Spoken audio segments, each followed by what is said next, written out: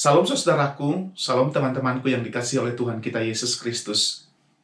Berjumpa lagi dengan saya di dalam 5 Minutes Enlightenment. Saudara, hidup manusia di dunia ini ibarat kita sedang berjalan menuju satu tujuan menggunakan kendaraan bermotor seperti mobil atau motor. Dalam perjalanan itu, saudara, tidak selamanya kita harus tancap gas dengan tujuan supaya kita cepat sampai. Kadang-kadang kita harus ngerem dan melepaskan gas. Kadang-kadang kita harus jalan cepat, dan kadang-kadang juga kita harus jalan pelan. Tujuannya, saudara, supaya kita tidak menabrak kendaraan lain yang ada di depan kita, yang bisa berakibat kecelakaan. Baik itu kecelakaan ringan, maupun kecelakaan fatal yang bisa menimbulkan kematian.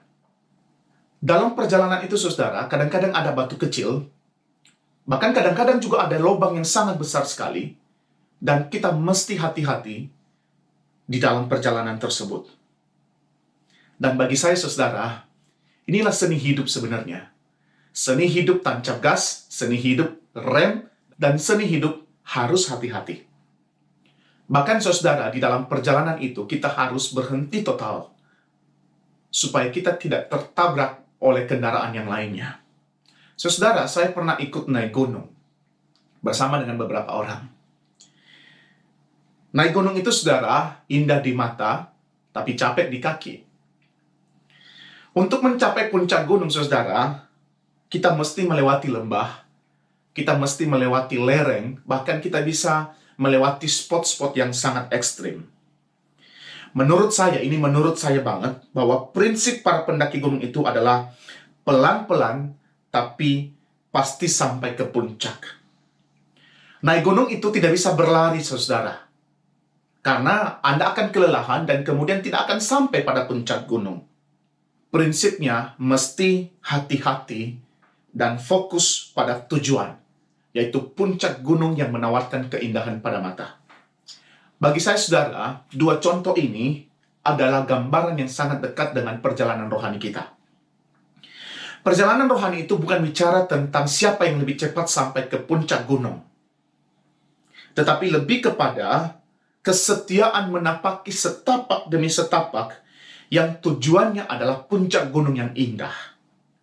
Perjalanan rohani itu, saudara, tidak bicara tentang seberapa banyak pengetahuan kita tentang puncak gunung, tetapi bicara tentang mencoba menjalani langkah demi langkah yang tujuannya adalah puncak gunung. Perjalanan rohani itu, saudara, tidak bicara tentang kita lebih banyak makan dan minum dibandingkan dengan orang lain, tetapi bicara tentang kesediaan kita diperbaharui dan diatur oleh makanan dan minuman tersebut, yaitu firman Tuhan. Yudas 1 ayat 20-21, saudara, mengatakan begini, "Akan tetapi kamu, saudara-saudaraku yang kekasih, bangunlah dirimu sendiri di atas dasar imanmu yang paling suci, dan berdoalah dalam Roh Kudus.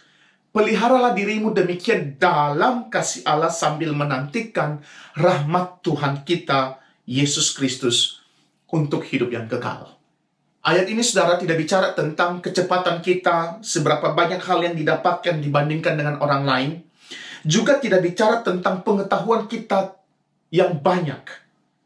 Menurut saya, bagian ini lebih menekankan pada kesetiaan dalam perjalanan sampai pada titik di mana kita berjumpa dengan Dia yang memberikan hidup kepada kita. Kesetiaan, saudara, adalah bumbu utama yang memberikan kesegaran pada perjalanan iman di dalam Kristus. God bless us.